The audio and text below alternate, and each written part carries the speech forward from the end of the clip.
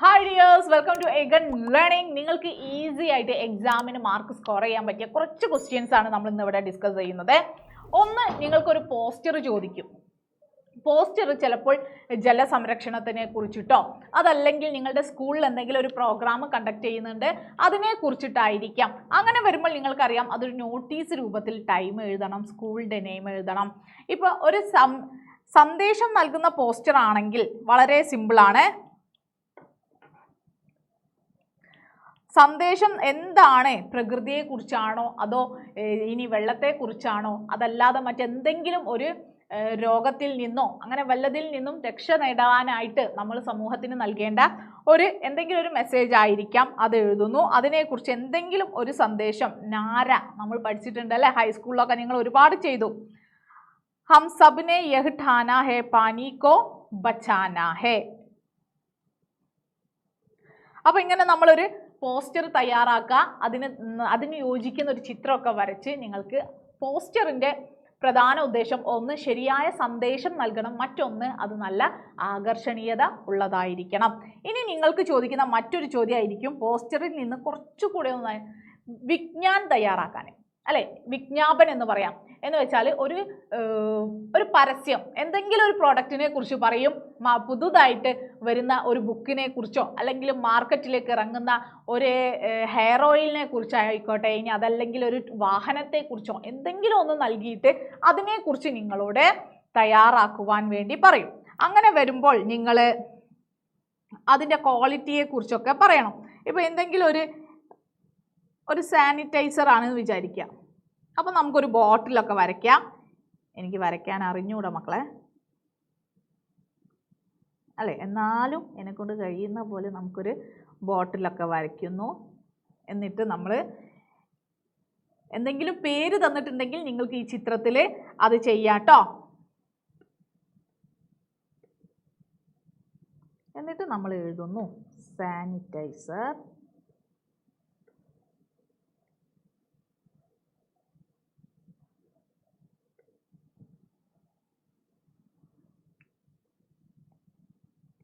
അപ്പം നമ്മൾ അതിൻ്റെ സുരക്ഷ ഒക്കെ എഴുതുകയാണേ.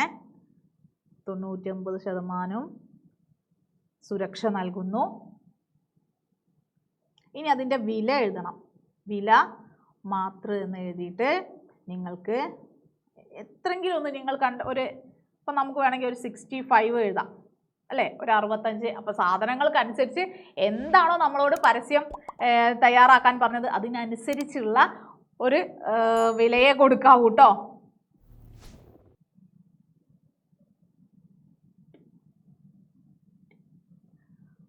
सैनिटाइजर लाओ, वायरस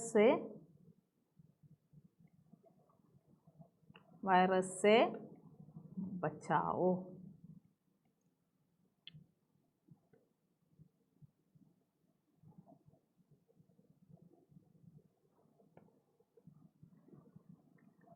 बचाने का सही उपाय അല്ലേ, നമ്മൾ കരുതുക എന്നുള്ളതാണ്, മുൻകരുതൽ എടുക്കുക എന്നുള്ളതാണ് നമുക്ക് രോഗങ്ങളിൽ നിന്നൊക്കെ എടുക്കാനുള്ള. ഇനി ഏതൊരു വിജ്ഞാപനം നിങ്ങൾക്ക് എഴുതാൻ പറ്റും. ജൽദി കീജിയേ. ഇങ്ങനെ എഴുതി കഴിഞ്ഞാൽ മക്കളെ പലപ്പോഴും 6 മാർക്കിനാണ് ഈ ചോദ്യം ചോദിക്കുന്നത്, ചിലപ്പോൾ 8 മാർക്കിനും ചോദിക്കും. അപ്പോൾ നിങ്ങളൊന്ന് നിങ്ങളുടെ അടുത്തുള്ള വിജ്ഞാപനങ്ങളൊന്ന് നോക്കുക.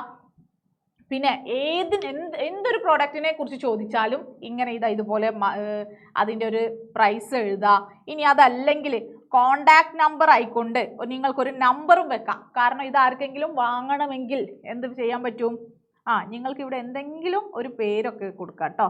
ഹെർബൽ എന്ന് കൊടുക്കാം നമുക്ക്, ഹെർബൽ സാനിറ്റൈസർ ആയിക്കോട്ടെ. ഇനി വേണമെങ്കിൽ എന്തെങ്കിലും ഒരു നമ്പർ കൊടുക്കൂ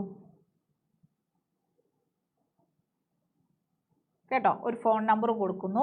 ആ ഫോൺ നമ്പർ അതൊരു പരസ്യത്തിൻ്റെ ഒരു ഭാഗമാണല്ലോ. അപ്പോൾ അങ്ങനെ നിങ്ങൾക്ക് ചെയ്ത് കഴിഞ്ഞാൽ വളരെ ഈസി ആയ ക്വസ്റ്റ്യൻ ആണ്. മുൻപേ നമ്മൾ പ്രിപ്പയർ ചെയ്യാനൊന്നും വേണ്ട, കുറച്ച് കാര്യങ്ങളൊന്നും ശ്രദ്ധിക്കാം. 6 മാർക്കാണ്, കുറഞ്ഞതാണ് 6 മാർക്കിന്, ചിലപ്പോൾ 8 മാർക്കിനും ചോദിക്കും. ഇനി 8 മാർക്കിന് ചോദിക്കുന്ന മറ്റൊരു ക്വസ്റ്റ്യൻ ആണ്, നിങ്ങൾക്കറിയാം നിങ്ങൾ +1 ചെയ്തിട്ടുണ്ട് അല്ലേ, സഹി ശബ്ദ ചുൻകർ ലിഖേ എന്ന് ചോദിച്ചുകൊണ്ട് നമ്മുടെ പാരിഭാഷിക് ശബ്ദാവലി. ഇവിടെ നോക്കൂ, നിങ്ങൾ കഴിഞ്ഞ വർഷമേ പഠിച്ചത് തന്നെയാണ്.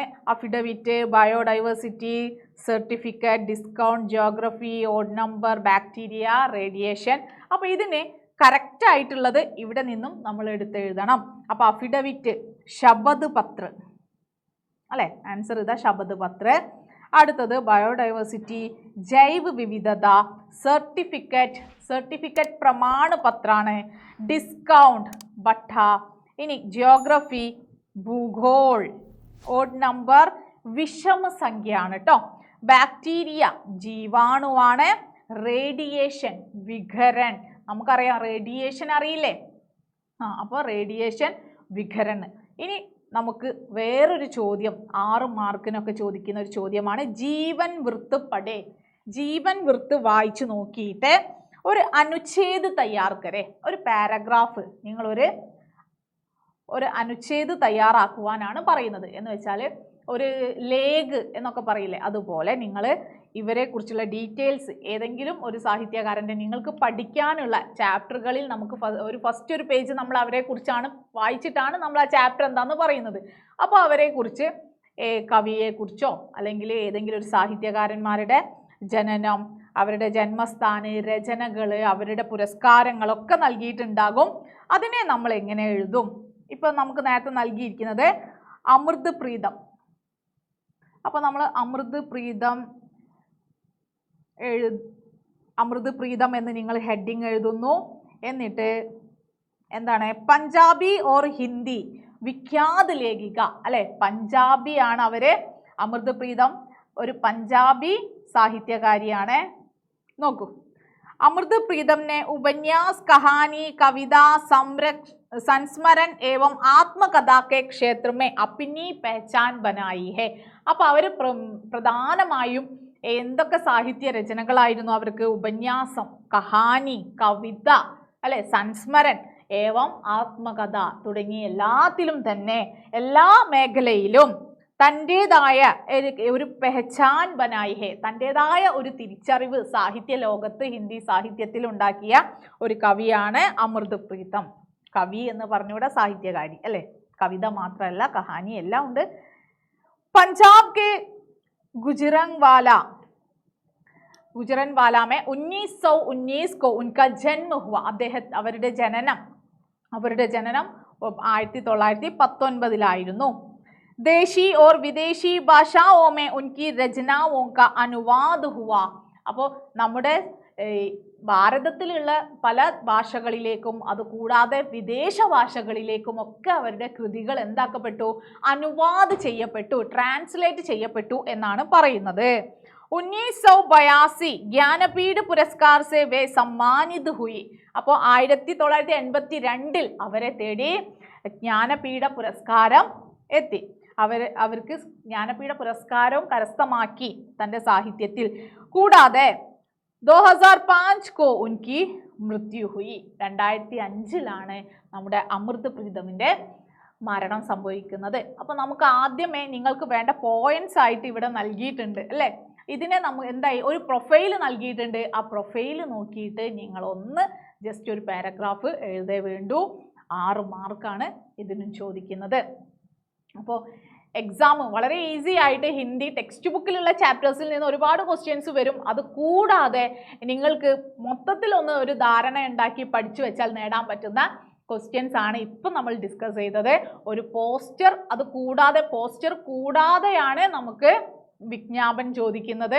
അതുകൂടാതെ പാരിഭാഷിക് ശബ്ദാവലി, അതുകൂടാതെ ഒരു ജീവൻ വൃത്ത് നൽകിയിട്ട് അനുച്ഛേദ് തയ്യാറാക്കുവാൻ. അപ്പോൾ ഇത്തരം ക്വസ്റ്റ്യൻസുകളൊക്കെ ഉണ്ടാകും എന്നൊന്ന് നിങ്ങൾ ഓർത്തുകൊണ്ട് ഇതൊക്കെ ഒന്ന് പ്രാക്ടീസ് ചെയ്തിട്ട് എക്സാമിന് പോവുക.